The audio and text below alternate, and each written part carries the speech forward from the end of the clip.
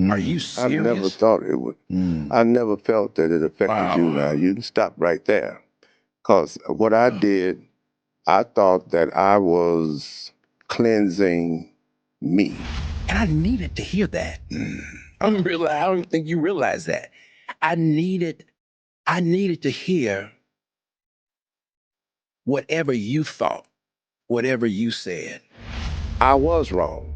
You know, I should have been more sensitive to what you were about and what you were going through and what your expectations were of me. I should have been more sensitive to that, and I wasn't. But you can't say stuff like that to me. And I'm not having a reaction to that.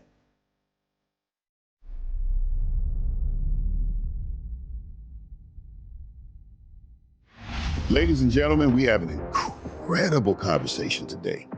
I don't even know how to, I don't know how to fix my face in order to have this conversation because it's one I've been wanting to have for a very long time. My good friend, well, I would say my best friend, Jasper Williams III is in the building with me. What up, boss? Hey man, you didn't do it. No, because I want to play around. I want to play around at the presence of a king. We're in a minute. Let me just say, I honor that. I honor that title. I feel and see you as the same. Yeah. Thank you, bro. Yeah, man. Best friend. Yeah, indeed. Hey, man, we got him in. Man, we got him in. We do. Who's the him? We got him in. Who's the him? This brother, let me tell you something. When I was in North Carolina, in the dusty roads of Currituck, North Carolina, in the country, there was a show that came on BET every Sunday. They had pastors on.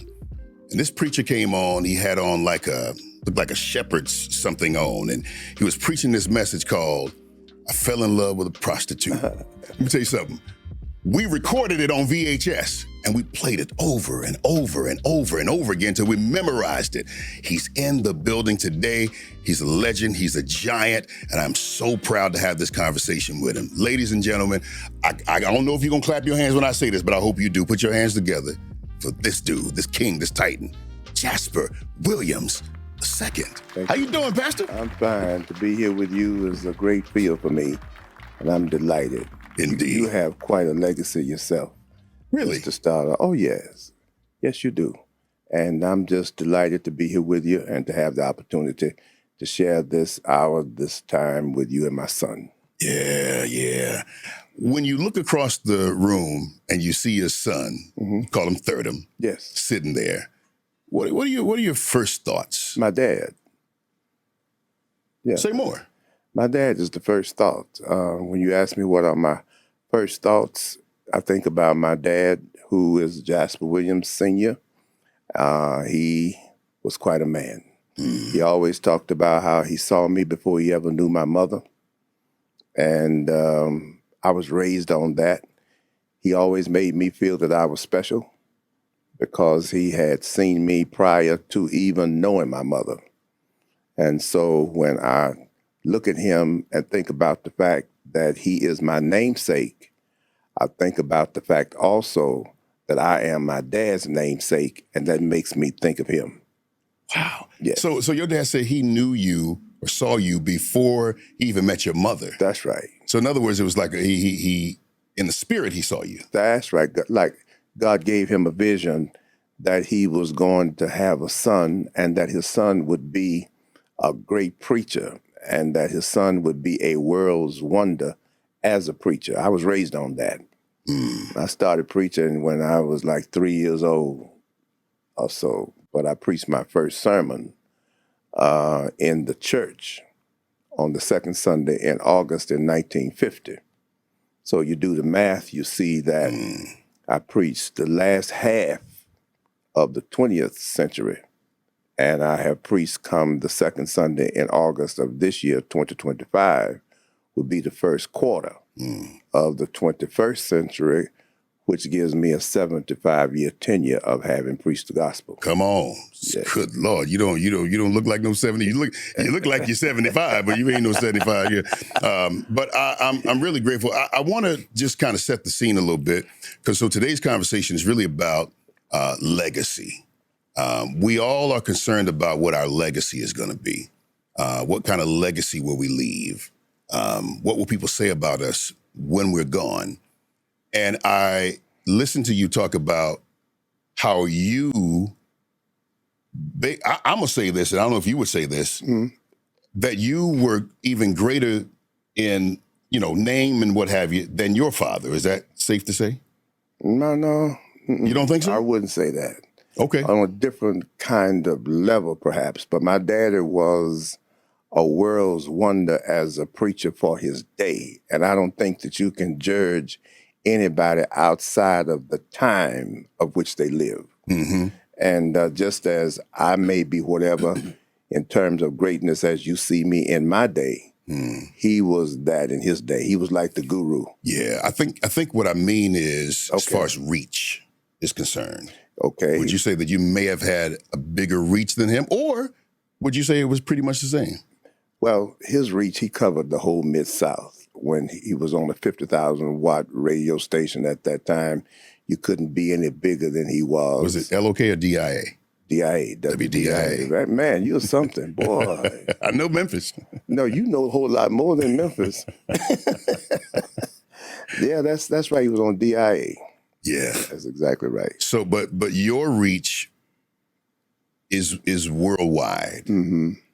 Is it uncomfortable to embrace that? Because when I look at it, I can say without no hesitation, your reach is significantly greater. Mm-hmm. And I would imagine that you would want the same thing for your sons? Yeah, I would want his reach to be greater than mine in terms of me being national, as I see it, but him being international. Wow. Or universal, as you might want to put it. Mm-hmm. Okay, good. So Jasper, so your dad sees you and he sees his father. When you see your dad, what do you see sitting there? It's going to sound redundant, but I do see legacy. But I see a different kind of legacy. I see a unique legacy. I believe that legacy, of course, is generational. So we get Abraham, Isaac, and Jacob.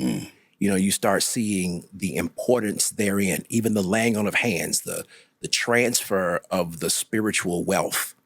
And I think that I don't know if you remember, you were celebrating, I think, 60 years of pastoring. I don't remember. But someone from the church asked me to write a letter for you to go in the bulletin. Mm-hmm. And I would never forget what I wrote. I said, Dad, I'm standing on your ceiling. And I've wondered sometime exactly what that's looked like. But your question to him was very interesting. He says, Granddaddy covered the Mid-South or the South. Then Dad was international. Or excuse me, nationwide. He's international. His word is national. Yes, yeah. And the vehicles is what got me. Granddaddy was radio. Oof. And Oof. I remember there's a story I think that might be appropriate for this. That Granddaddy, whenever he came on the radio, you could walk in a neighborhood and never miss a word that he said because everybody had their radio on. Really? Yep. Right. You walk up the street and you never miss a word.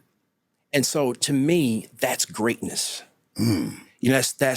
That's Granddaddy using the tool of the day. Dad, even before we talked, BET, one of the very few that had the foresight to see BET, and that continued to catapult his legacy, of which Granddaddy had passed along to him. And so now I look at him and I actually wonder, what will my legacy be?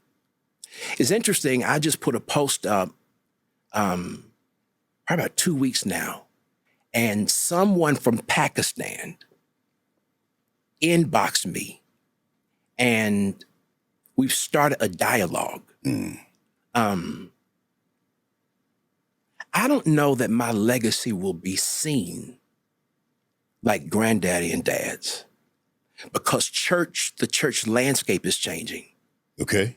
Yeah, and so, but I believe that my reach will be as significant as dad and granddad. Mine, I believe, is just coming at a different season.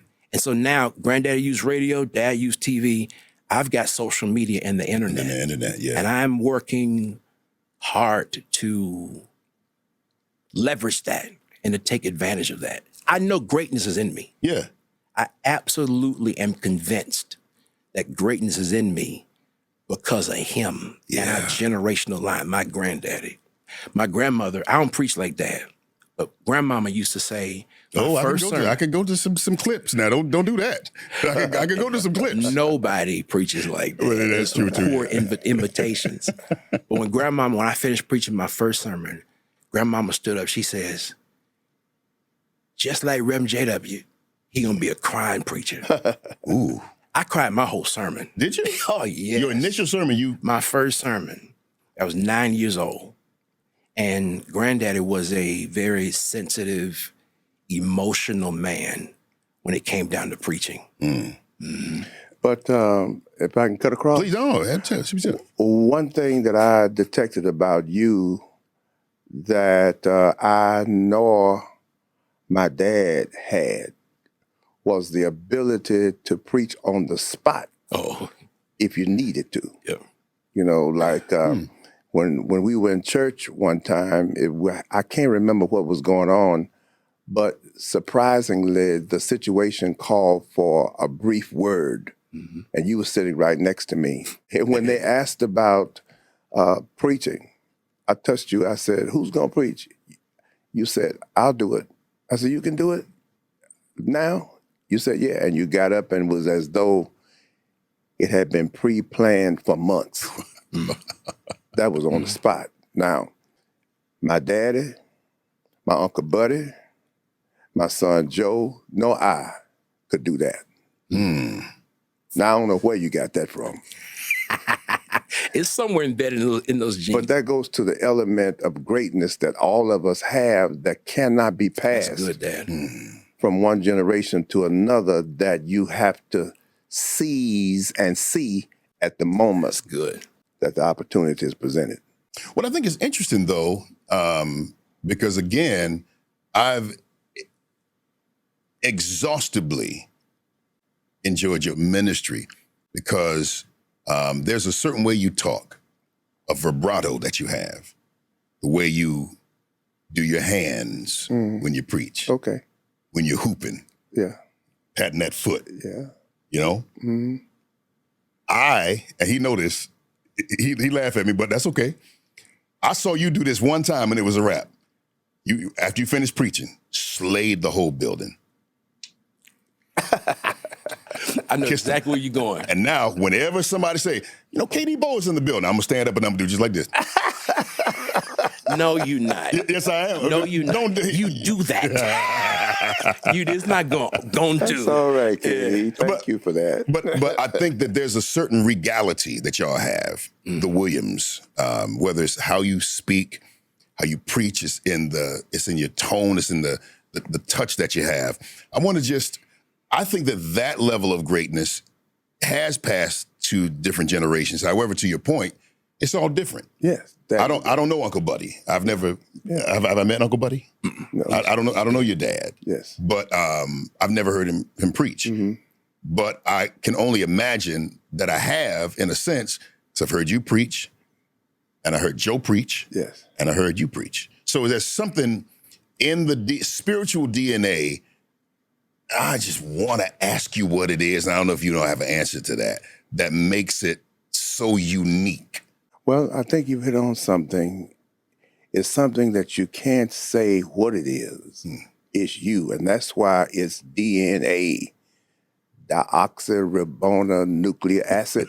I think I don't know, but it sounds about right. Is the reason for the acronym, and everybody has that. It is that specific something that makes you that no one else has.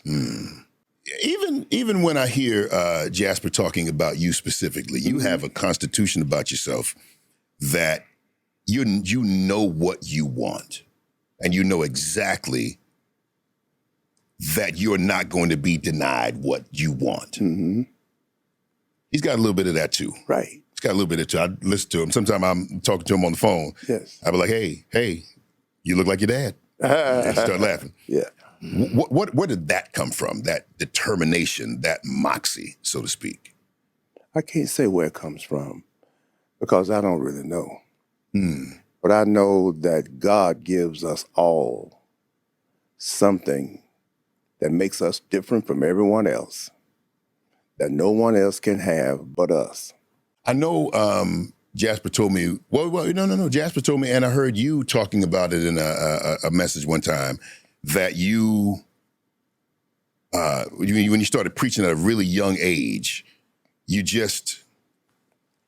kind of took the nation by storm, or the region by storm. Mm-hmm. What was it that made you say, I want to be a man of God, I want to be a preacher? Did somebody say that you were going to be that, or did you hear God say it? I know what you said to your father because you said it, but can you tell that story? Well, I don't think that being called to preach is anything that you have to hear or anything that somebody says about you. It's something I had to do. And sometimes the real calling comes from the process of doing the do. You know what I'm saying? You don't really know what it is. Whatever the element of greatness was that was seen in me in the earlier years, I can't tell you what it was. When we talk about legacy, do you think that your dad would have loved for you to kind of step into that role and just let him get a chance to retire? Or if that's what he did? Right on it. That's exactly what he wanted. Really? He wanted me to come to Atlanta, go to Morehouse to be educated, get a master's in theology, come back home and be co-pastor with him. Really? That was the plan. And for you to say that, there again, I see you in a different light. You got special on you, you don't even know. I appreciate it. You really do. I appreciate it. And so, but see, that's what my dad wanted. But I didn't want that. I wanted to leave home and get my own church. Really? Yes. Can you tell me why? Because I wanted to be my own man. I couldn't stay home and live under him. That's why I couldn't get mad with him when he wanted to leave my ministry, because I understood. You know, I knew that it was something on the inside of him that was making him want to go. And the worst thing that I could do was to stop him. So, you think he wanted to go? Whether he wanted to or didn't, he told me he had to start his ministry. And I was not going to deny that. That's good. Wow. And that speaks to you. And I mean, this is an incredible dude here. I mean, that's what I've come to know, but this is your son. But for you to allow that to happen, it speaks a lot about you. And I can go there a little bit more. But let me ask you this. Did you want to go? No. I did not want to leave Salem. So the difference is that you wanted to be your own man, your own church. You didn't want to, but you what? I heard God. I heard God tell me that my assignment was up. I don't know if you know this, but it took me, only Alicia knew, it took me almost a month to talk to you. Really? When I heard God say that, I wrestled and wrestled and wrestled and wrestled. That was my best friend. You my best friend now? That was my best friend. I still feel like there are components of that. Your best friend? Yes. I just want to make sure. You never said it. All right, ladies and gentlemen, y'all heard it. Go ahead. And man, me and Dad were tight. You saw him, you saw me. That's right. That sermon I was telling you about, that I saw you in Detroit, I'm on it. I'm sitting right over your right shoulder in the choir stand. There are preachers and everything there. And you always did that. Whenever I walked in with you, you make somebody give up your seat, give up their seat. And that's what me and Dad were. I wanted to be with Dad so much that I went through college with no credits. Into my freshman year at University of Georgia, I didn't have enough credits to be a sophomore. And I still graduated in less than 3 years because my wish and desire was to come along and to help Dad and to be in ministry with him. So to answer the question, no, I didn't want to go. But I know that I knew there was no such thing as partial obedience. So what's interesting to me, bro, is that God didn't, he didn't tell you what was about to happen. You're working this hard to get back to Dad. Uh-huh. And he didn't tell you, he didn't give you an inkling that he was about to flip things up a little later on. Nope. And actually, when he spoke, I didn't know what it was. Me and Alicia were doing a lot of couples ministry. We were doing stuff for 102.5. We were doing cruises for 103 Joyce Littell. We were doing stuff with senators that were being invited. Oh, wow. We were co-presenters. Bishop Joseph Walker, presiding bishop at Full Gospel Now, he would bring us in, and Kevin Adams. I mean, it was starting to catch hold. And so I didn't know if God was if the anointing and the blessing was to be there, or if the anointing and blessing was going to be in starting a church. I did not know when I told him. You remember you told I remember when I told you we met on a Monday when nobody was at church, and I called you that morning. I said, Dad, I got to talk to you. Well, all right. Well, first of all, he mocks you. So the way he mocks you, I mean, it tears me up every time. He sounds just like you. Go ahead, man. I'm sorry. Well, let me see. I'm at home now. You want to meet at the church? I said, that's fine, Dad. Well, what time? You tell me, Dad. And when I told him what the Lord was saying to me, he leaned over. Dad has his way of popping his knuckles. Mm-hmm. I'm going to help you. I'm going to help you find your way. Really? Mm-hmm. He sure did. Wow. So when you remember saying that? Vaguely. Okay, because I'm thinking, because you say it, this is the first time you're hearing it. Mm-hmm. And you just said, not, hey, son, stay. Because you heard no, it was God. And I get that. We covered that. But you said, I'm going to help you. Is that what you wanted to say? No, I wanted him to be with me. I had it all laid out. Man, wow. No, I didn't want him to go. Wow. By no means. I wanted him to stay. I had it all laid out where he was called vice pastor, and Joseph was called pastor. So I was senior pastor. He was vice pastor. Joe was pastor. Had all that laid out for them. You know how you want to provide for your children. Yeah. That was it. But when he came to me and said what he did, I knew that he had it figured out some way or another, that God and he had come to that conclusion. And I knew the last thing that I was supposed to do was stand in the way. If your dad had said, this is a tough one. This is a tough one. You know I got to ask you. Yeah. If your dad had said, Don't go. Yeah. Well, I did say, I wish you wouldn't do that. Mm-hmm. Right? I remember. Yeah. I really wish you wouldn't do that, son. But when he responded the way that he did, I knew there was no need of even thinking about that part, that it had been thought through, and he had kicked it around and talked it over with his wife, and they had made a conclusion about it. And the last thing that I was supposed to do was be a hindrance. Mm-hmm. I remember, let me add this. I remember that in my growth into manhood, even since we started the church, first, there's nobody I'm more intimidated by than you. Okay.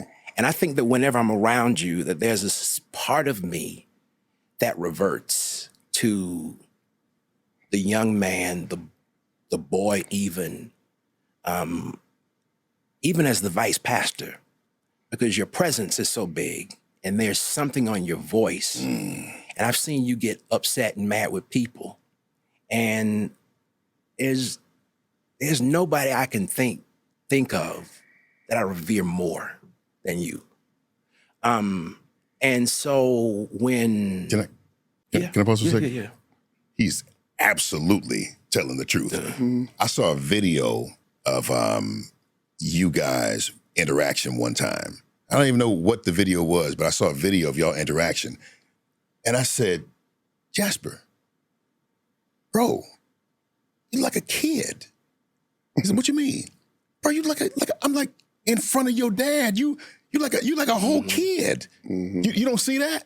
Well, maybe I do. He saw it. He didn't want to tell me he saw it. I see. I just think that I want to echo that. I understand. Your personality is so big and capacious and just, it's not in a bad way, I understand. but it's just awe-inspiring. I don't want to sound like I'm fanning out here, but I want to give you your flowers while you're here, because when I'm with him and I'm talking about you, oh yeah, man, we sound just like we both fans. But anyway, go ahead. Just finish what you're saying. Yeah, so there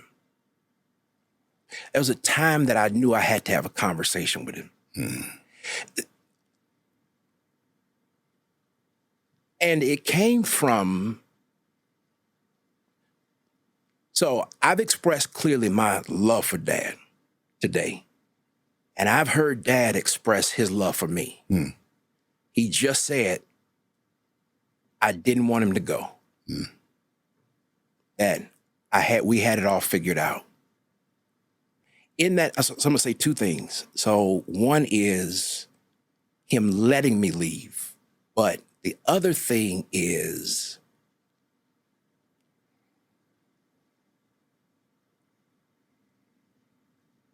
how it all happened. So my conversation with you, I remember we talked about an hour and a half. I came down to your apartment, came up to your apartment, and I just had to tell you some things. And I didn't realize there were some things you had to tell me. And I remember we're going and going. I think it was the first time I ever said, Dad, I got to finish. It was some stuff I was talking about. And I said, when I left and such, you said, no, stop.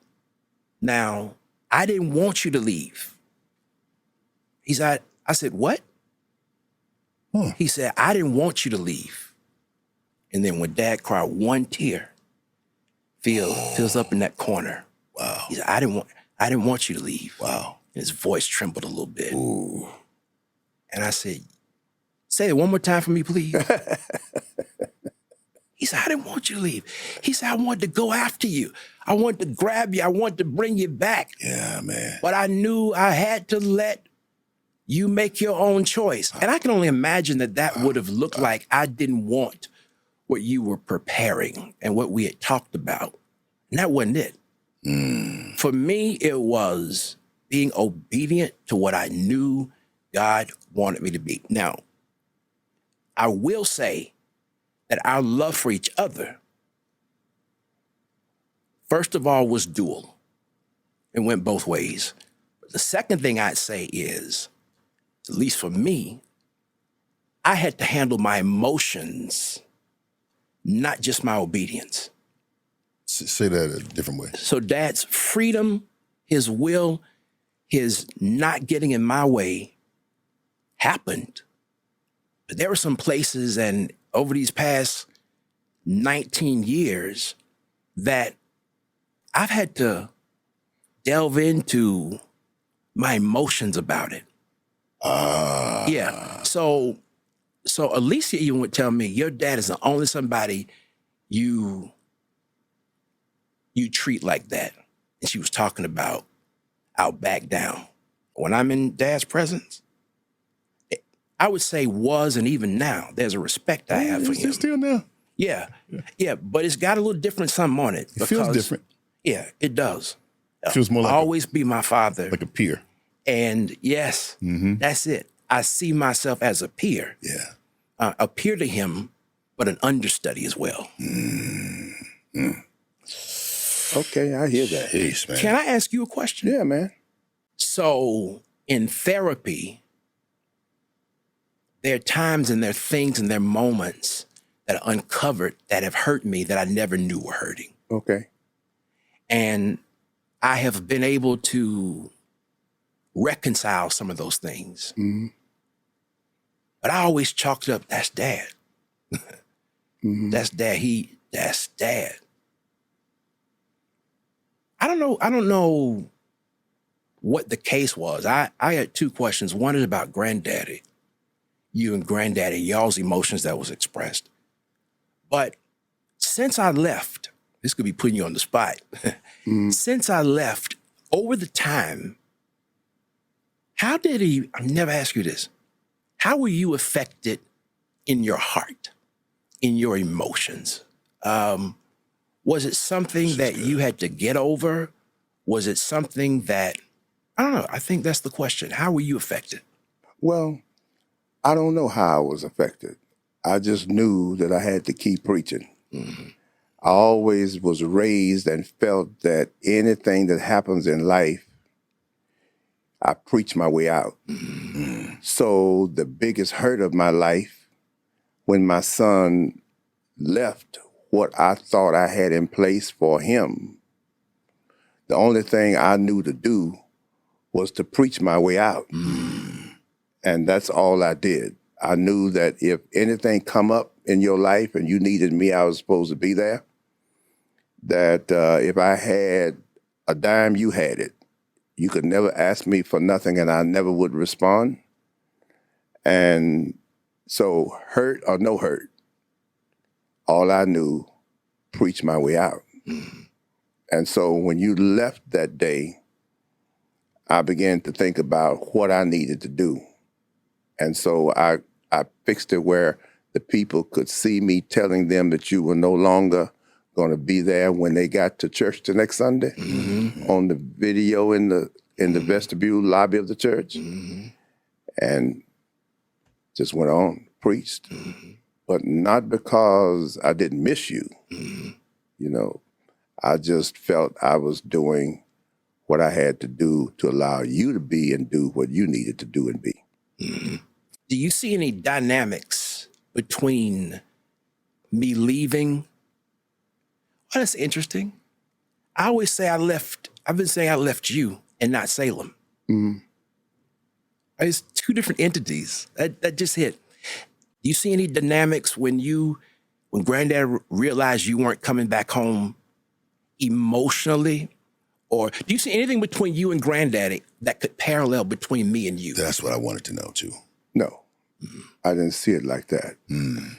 If there is such a feeling or such a thing, I'm totally unaware of it. Mm. And I was unaware of it at the time. Yeah. But I can't put my finger on that at all because it was two different situations. And yet, in a way of speaking, it's synonymous. Mm-hmm. Because just like I had things planned for you, Mm-hmm. he had things planned for me. That's what I see, yeah. But it was like a different kind of thing. Sure.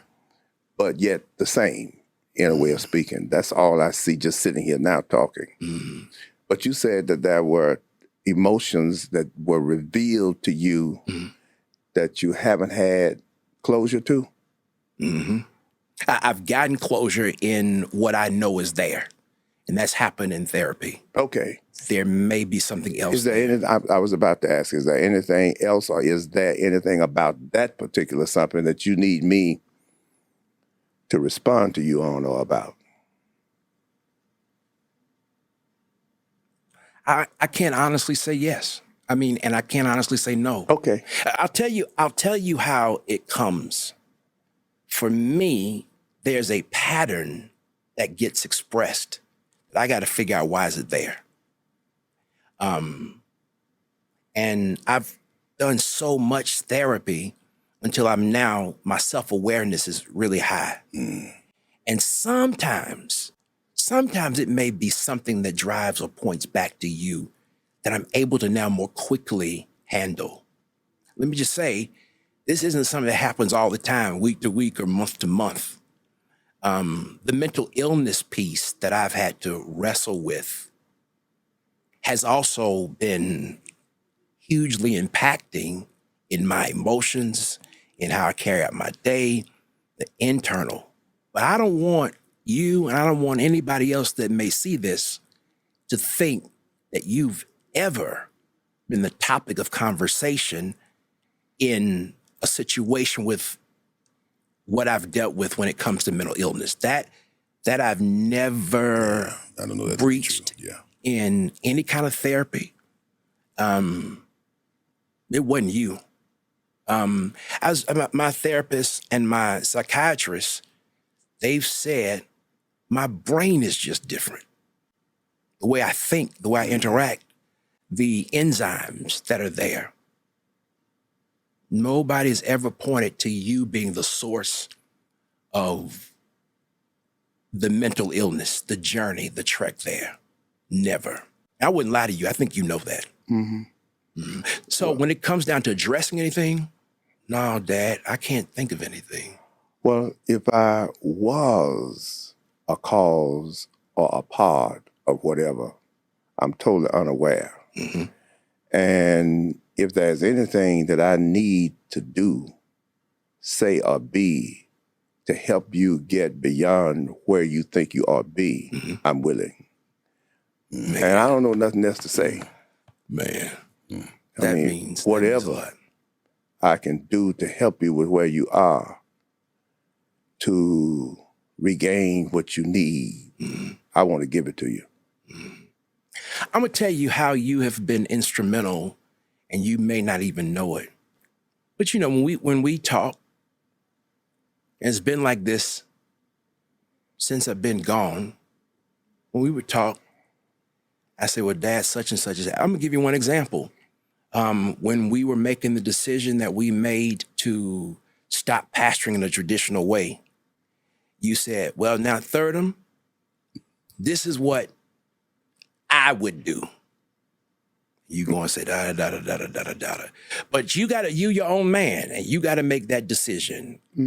And there have been more than one time that that's happened. And I needed to hear that. I don't think you realize that. I needed to hear whatever you thought, whatever you said. Dad, I think that any son needs that kind of legitimization from their father. Yeah, bro. And that was important to me. Okay. I That know was you very got to important to find your me. own way, son. You got to find your own way. And I'm here to help you find your own way. And if something points to the fact that I was wrong about something, and I see it, I'm going to be the first somebody to tell you I'm sorry. But you show me, but that's why I always put the horse back on you. You know, you your own man, you make your own decisions, and I just support what you do and say. Yeah. You call me, you say, when we would talk after whatever the matter was, so how'd it come out? And I tell you, well, that's good, son. That's good. I think you handled that in a super fantastic way. Fantastic way. But I want to say this I don't know where your next question may be. But I'm the same way. If there's anything that I've done that you didn't understand, that was hurtful, that felt disrespectful, I've wanted this a long time and nothing comes up. But I would be just as quick as you would if I knew it. Okay. To bring some kind of perspective to it. Or, because, you know, we can do certain things and it's really not that way in the other person, and that's me and you both. Or give some context or some more that was there. But even then I'd be quick, Dad, I'm sorry. I didn't mean to do that. That wasn't my intention. And I think that's peer stuff. I think, as you said, I'm gonna put the horse back on you. I think me saying that to you, I don't know that once upon a time that I would have been able to own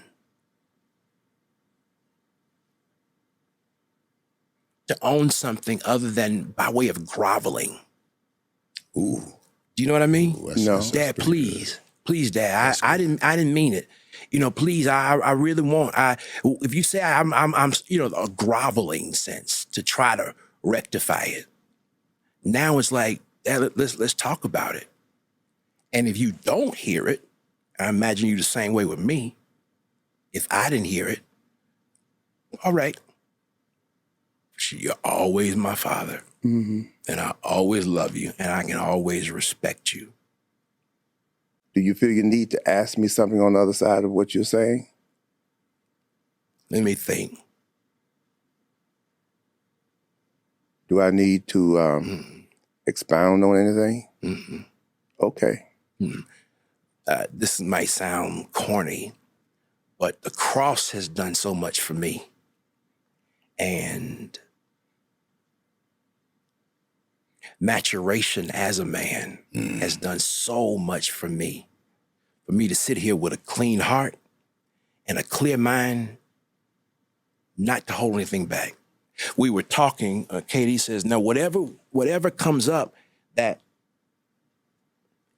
you don't want or your dad doesn't want to be seen, we cut that out. And there's nothing I can say that I wish that you would say. Well, let me tell you this, Thurden. I'm sitting here trying to think of some of the worst moments and the best moments. The best moment that I had that you probably would never guess in a million years. All right. Was when I was in treatment for drugs. And you and your brother came to the facility where I was housed. And the way you received me. Are you serious? I knew you never would have thought that. No. The way that you received me and the way your brother received me. Ooh. And neither one of you ever said a damn thing about feeling disappointed with me because I had let you all down being in treatment.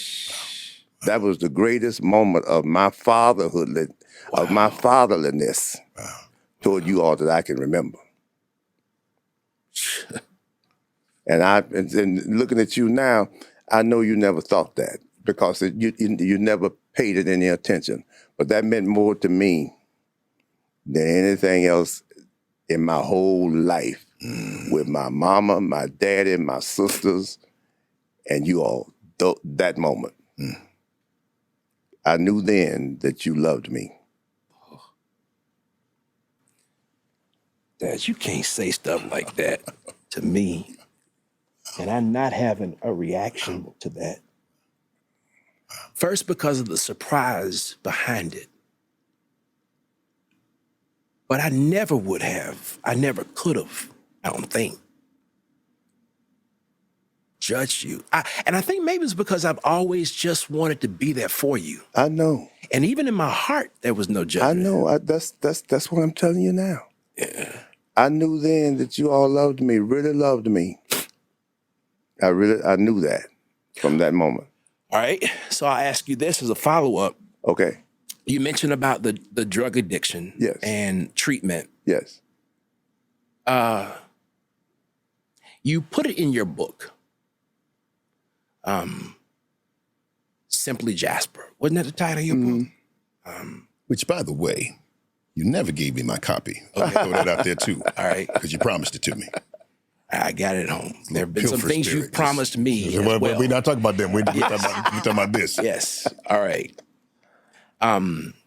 You were very detailed about your life. Why wouldn't you tell me that? Why wouldn't you give me a heads up about that? Tell you a heads up about what? About what you were going to write, what you were chronicling, because I feel like it affected me as well. As your son, I can't say you were supposed to do it the way I did, but if I ever wrote anything that I felt affected you, I would say, hey, I didn't look, think Dad, it affected you. Are you serious? I never thought it would. I never felt that it affected you. Now, you can stop right there. Because what I did, I thought that I was cleansing me. I never felt that it was an imposition on you or your brother. Bro, this is so good. This is so good. Never felt that. How did it impact you? That's what I want to know. Yeah, it's like I didn't know that the man that I loved, my father, had gone through this. And I don't think there would have been anything I could have done just because the era, my age, and even just who you are. Yeah. And so to be 40-something and to read that so surprisingly. I remember when you gave me the book, when I got the book, I was at the Acts conference. Okay. And you were releasing your book. And I got a copy of the book, got a couple of copies of the book. And man, I got to that point and I was like, huh? First, there was a respect I had that you would, I don't know, that I've always seen you literally try to get people, young preachers, not to walk down some of the roads that you've walked down. Mm-hmm. I remember the conventions when I was with you, you even apologized. I know the rings and the flash. Y'all don't need to do that. Really? That was I didn't know that I was making an impact on a generation, and I'm sorry. I remember you said that one time. So when it came down to me hearing about that,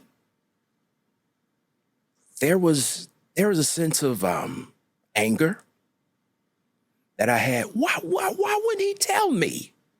I mean, he didn't think this was going to impact me, or maybe I could have processed it with. I remember being angry with you about that. And Dad, God dog it, I think a lot of what I had to wait and spend time to address for myself has been, I'd say, that's just Dad. And I remember that was my conclusion about that. I got over it, and, that was just Dad. But it did make me mad. Okay. Not because you suffered it, but because I felt like I wasn't a part of your heart. I get it. That's what it was. I get it. You felt that you were close enough to me for me to share it with you, and I didn't. Yes. Is that what you're saying? Yes. Okay, I hear you. Mm-hmm. And I was feeling that at the time that I was going through it, that this was something I wouldn't want to put on my sons. Mm-hmm. That this was something I had to get over on my own. I got into this on my own. I need to get out of it if I can on my own. Mm-hmm. And I never thought about it being a repercussion on you and or your brother at all. Mm-hmm. See, and perhaps that's where I was wrong, And I see that now, the fact that you're saying what you're saying, how I was wrong, I should have been more sensitive to what you were about and what you were going through and what your expectations were of me. I should have been more sensitive to that, and I wasn't. And it's too damn bad that right here, right now, all I can say is forgive me, because I really didn't know. Done. I really didn't know. Done. I appreciate you saying that, but done. Okay. Thank you. I can just sit here for 1 minute. Yeah, man, please.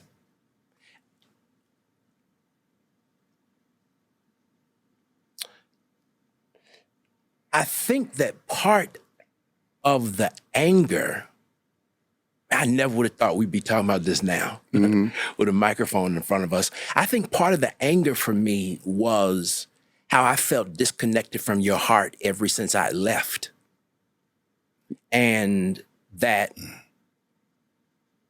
not that you weren't supposed, it's your life. You can say whatever you want to say about your life. But I think more, as I sit here, it was more about me having missed some we would have strategized on or talked about. And I think part of it was because I felt excommunicated from your heart. No, I didn't never feel that way, son. I never, since we're going to be real, Please. I felt that my shit was my shit. You understand what I'm saying?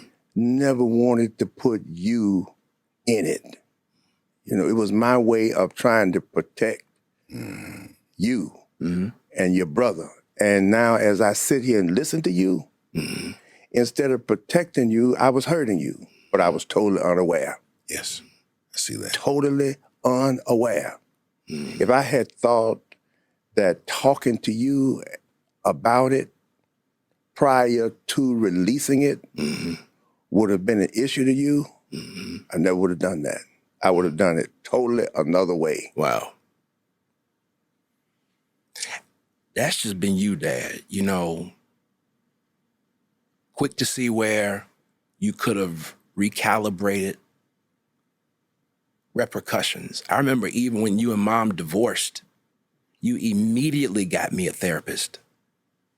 And you said, because I know he cannot make this without Help. it affecting him. Yes. And shucks, I was 12, I think, somewhere around that time, 11 to 13, when you and Mom got divorced. So I know you would have done it. Yeah. You know, because all you've ever wanted from me and Joe was the best. Yes. That means a lot for you to apologize and give me even perspective on it. Okay. Yeah. And thank you. And forgiven. Okay, thank you, Yeah. sir. Yes, All right. forgiven. You know, I see I called you a Titan earlier, and I mean that. Yeah, I see a Titan sitting in front of me. And that Titan carries the world on his shoulders, on his back, and he does an incredible job doing so. But I'm gonna say this. I'm sitting here thinking about if Jasper, Thirdum, I don't call you Thirdum, but we'll do that, was going through something, and for whatever reason he didn't tell me what was going on.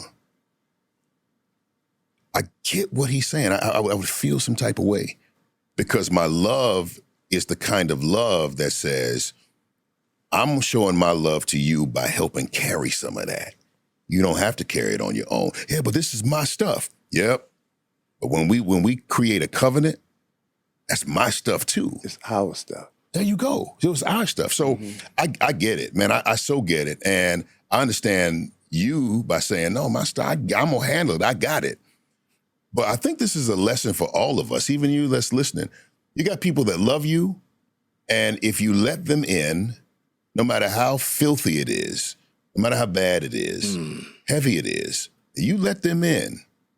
Certain people, of course, not everybody. Yeah. Can't tell everybody. But you let selective people in, and you will feel a level of love by them just helping you and loving you by helping you. So, yeah. I get it. I didn't understand that part at first. That's where the healing comes. Come on. Yeah, see, so like you're exactly right what you're telling them. Because if I had been aware of what he's saying to me now, healing would have been for me in my situation and for him way before now. Wow. So you all who are listening, That's you right there. You all who are listening and watching this production on today, I hope that whatever it is that I went through and had to go through to help you get to where you need to be has helped you. Whoever is knocking at the door of your heart that you know you need to let them in, open the door. Tell them, come on in. Wow. And don't be too small to say, I'm sorry. But Dad, I remember when the Aretha Franklin stuff happened. Yeah. And how you were catching hell because Black folk didn't want to embrace the fact that you would say what you said about a Black man having to raise a son. That's a Black woman can't. And you start getting it from every which way. I remember that even though whatever I was feeling or had felt. I remember showing up. I remember preaching after I finished preaching. I told the church, I'm walking out of here. I'm not saying anything. I'm getting in the car and I'm going to go be there with my dad. And I remember slipping in the back. And all those reporters were sitting there. And I saw you. Dad has a way of doing his eyes. He goes, I knew you had seen me. And man, we had one of the best talks After that we that, ever had. Sure did.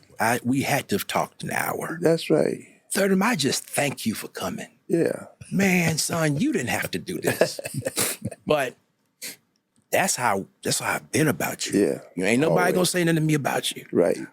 You know. You always have been very, very caring for me. Yep. I remember when I left home when a little boy and forgot the checkerboard, and you got it to me some kind of way. I had forgotten to put in your car. Yeah, that's okay. That's the way it was. I don't know what I did. I don't know what I did to get you the checkerboard. But I want you to know, as I've expressed to you in private, I want to say to you in front of the whole wide world, I love you. I love you and too. ain't nothing I won't do for you. I love you and, too. And I just appreciate you being my son, and you've been a great joy to me my whole life since you've been in the world. Never gave me no trouble. I appreciate you very much. Man. I love you to no end. I love you too, but I was too scared to get in trouble. You remember I bring my grades home sometime. This is one time Mama betrayed me. Mom, please don't tell Dad. Please don't tell. I'm sick and tired of this. And she called you and she said, put him on the phone. I said, hello. You said, Thurdham, you can't do this. Son, this is math. This is basic math. And you were Williams. You come from me. You got to be able to count, son. You got to be able to count. You got to be able to count your money. When folks sitting in front of you, you need to have a pulse on where the church is. You got to, and then you backed up. You my son. And you can do this. Whenever I felt, and I see today, whenever you felt like you were putting on too much pressure, you'd be quick to dial it back. Wow. As you've done today. Yeah. Thank you. Look, one more thing, Bo. Yeah. You always say what you just said when we hang up the phone. Son, if there's anything I can help you with, if you need anything, let me know. Yeah. Always. I'm curious about what will you ask him? And I'm going to ask you to ask him something. What will you ask him to help you with? It's got to be something. I can't put my hand on anything at this point. I've gotten so accustomed to trying to make it without him until that has been my battle to hope that I could get to where I didn't need him for anything. Man. You understand? That's a strong statement. But it's the truth. I know. Yeah. It's when he made the choice to leave, I had to do something because I depended on him too much. I depended on him a whole lot more than I think, as listening to him, that he's aware of how I depended on him. That's why I wanted him to be the vice pastor so that he would take things over when I became incapacitated or whatever the case would be. Sure. And so when he opted not to, then I had to find my way. And there's no need of me finding my way and he's not there. And I was not going to go beg him. You know? I believe it. What does begging look like? What would begging look like? That's what I'm talking about. It was just I didn't want to find out what it looked like. He just knew he wasn't going to beg. Yeah. You heard those saying, too proud to beg. Too proud to beg. Well, yeah. I wonder if it would be, I don't think it would, you'd have to beg though. Yeah, I think it would just be a request. Well, I wasn't requesting either, because he had to make his own choice. So I knew he had to have a reason Yeah. for whatever it was, and I had to be all right with that. You think it could be both and, either, as opposed to either or? It could be both. Yeah. Excellent point. Yeah. It could be 1 + 1 = all, or it could be either or. I hear that. I ain't never said it like that. Good God. I got to remember that one. Yeah. I see the love between a father and a son, and it's incredible. I think about my own father, and just listening to y'all talk, it lets me know that a lot of stuff falls between the cracks of what I thought, what you thought. But when you finally get together and you discuss it, you realize that there's a love that both of you have, me and my father, we have, that I put a whole lot of story on, and I filled in the blanks with my own narrative that just didn't exist. It didn't exist. Right. So as we wrap this up, I'm just really full here. Let's forecast a little bit. Let's vision cast a little bit. Mm-hmm. You, like I said, being the Titan that you are, can you look at Jasper and just tell me what you see from today moving forward? And it's as if your words would write that check and make it a reality. Okay, son, let me tell you what. I think that to help us move forward and not run into the difficulties that we have experienced before now, just be straight. You know, I'll be straight with you. I promise. And I would imagine you'll say the same thing with me. Of course. And we'll find our way together. Would that work for you? Of course. Yeah, and actually I think that we may have accidentally started down that road. Mm-hmm. You know, and I do believe it has been a coming of age for myself to realize I do have a voice, and to realize that you have ears that you hear that come from my voice. I feel like you respect me in a different kind of way than probably than I could even see. Yeah. You've been very independent, Thurden. You know, you haven't pressured me about nothing. You've been a responsible man. Thank you. Hell, I can't ask you to be nothing and do nothing more than you've done. And then you are. No. Whatever your request is of me, it has to be yes. Can you return the favor for your dad as far as what you see? Yeah, I'm sitting up here looking, and I keep seeing these words legacy. And I have a legacy because of him. And it's more than just being his namesake. So my son, Jasper IV, better known as Quad, he's my namesake, but there have been my values and me and Alicia's values, and even my model as a man that allows my legacy to be reproduced in him. Quad doesn't want to be in ministry. He's I don't blame him.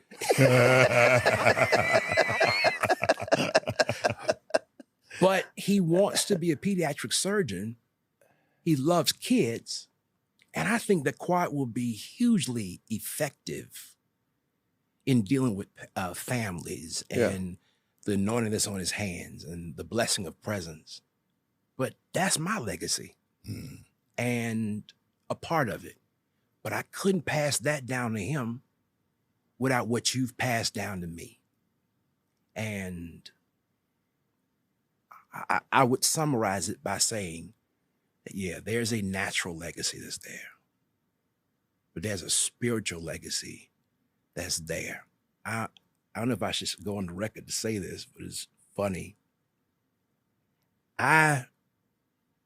While being married, I treated our household like you treated you and mama. Like, and I would, this has come up in therapy. I would always make decisions by myself, and it would always get done.